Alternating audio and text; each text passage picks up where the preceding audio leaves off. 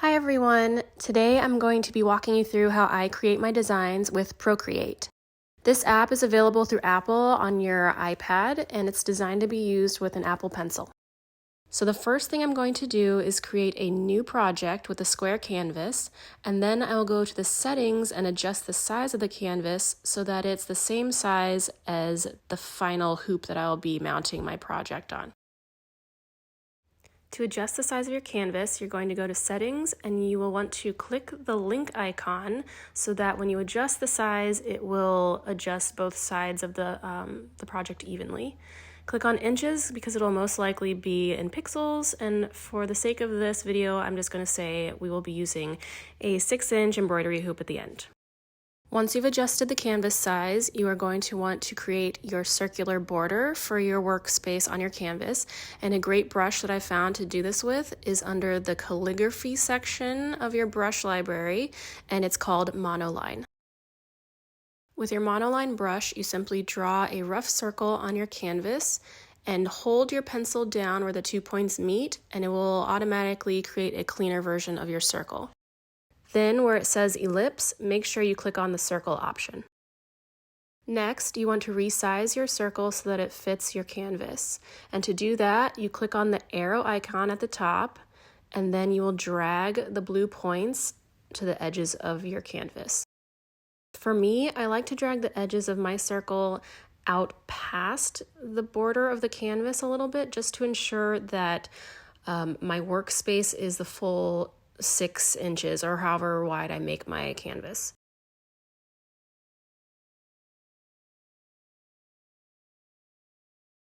Now that we've completed our working border, we can get started on drawing our design. You want to get in the habit of creating new layers every time you add a different element to your project, just because it allows you to go back and edit things easier without affecting the rest of your drawing. So there are a couple different ways you can go about creating an embroidery design on Procreate. The first is you can just draw directly onto your canvas.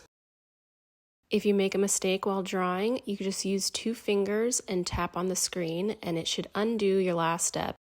Holding down 2 fingers will erase your last steps quickly, and if you go too far back, tapping with 3 fingers will bring your last step back. The second method of creating an embroidery design is importing one of your photos to trace on top of. To do this, you go up to the settings, click on Add and Insert a Photo, which will take you to your own photo library, and you can choose the photo you want to import into your project. Once your photo is imported, you can drag the corner points to resize the photo to fit your space. As you can see, we've lost our hoop border, so to make that visible again, we go into our Layers tab and click the N next to our image, and you can adjust the opacity of the photo. You should now be ready to start tracing, so we create a new layer on top of our photo. Depending on your design and the level of detail it requires, you may find that the monoline brush is too thick. If this happens to be the case, you can go and create your own. Since the monoline brush worked really well for creating the hoop border, I will use that as my base for my new brush. Once duplicated, you can edit all the properties of the brush. So we go down to About the Brush, and I will rename it first. Once renamed, you can go and change the thickness of the brush tip. So to do that, you go into Properties, and where it says Brush Behavior, you can play with the minimum and maximum size to find the thickness that works for you. Since my design has a lot of detail, I'm going to set the maximum size at 3 and the minimum size at 1. I'm also going to go back and fix the brush name because I just realized that I misspelled it, and it will drive me crazy if I don't. Once you've tested out your brush and made sure it's good for whatever you're working on, you can go ahead and start. So we want to make sure that we are working on our new layer, and once you've confirmed that, you can go ahead and start tracing.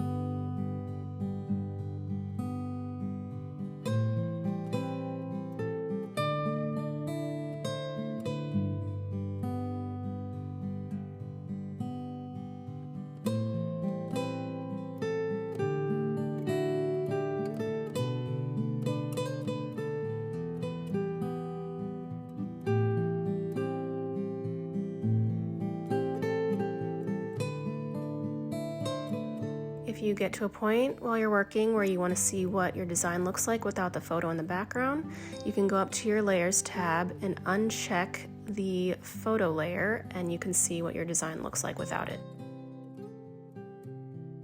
I definitely want to add more detail to this tracing because the more details you add, the more realistic your embroidery turns out in the end.